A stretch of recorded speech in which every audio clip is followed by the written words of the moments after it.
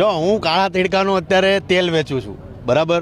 એટલે મને તેલ વેચવા જો, કેમ કે અત્યારે તમને ખબર છે મંદી બહુ છે, એટલે હું તેલ વેચીશ તો થોડોક મારો ધંધો આગળ વધશે ને ધંધો આગળ વધશે તો હું 2-4 સારા ઘર બનાવી શકીશ.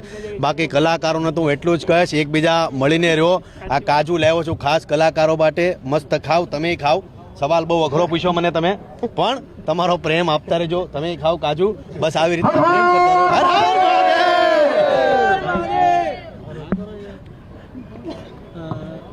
વિક્રમ ઠાકોરની વાત વ્યાજબી છે? હું એ જ કહું છું, હું અત્યારે તેલ વેચવામાં એટલો બીજું છું ને આ પાછું કાજુ ખાવું પડશે તમારે. મારા ખાવું પડશે. અને બીજું એ છે કે વિક્રમ ઠાકોર કલાકાર છે, સુપરસ્ટાર છે અને વર્ષો કામ કર્યું છે એમણે ગુજરાતીઓ માટે. અને જેટલા ડાયરા કલાકારો છે કે હું પોતે કલાકાર છું, એટલે મારું એવું માનવું છે કે કલાકારો એકબીજા સપીને રહે, એકબીજાનો ભાવ જાળવી રાખે ને. એમાં પાછો અત્યારે ઉનાળો છે, એટલે ઉનાળામાં શેવડીનો રસ પીવો બહુ જરૂરી છે. ફરી પાછો તમને હું કાજુ ખવડાવીશ, એટલે આ પ્રેમ જાળવી રાખો. આ મીડિયા વાળાને મારે કાજુ ખવડાવવા બહુ જરૂરી છે. લ્યો તમે તડકાના બહુ. હા, એ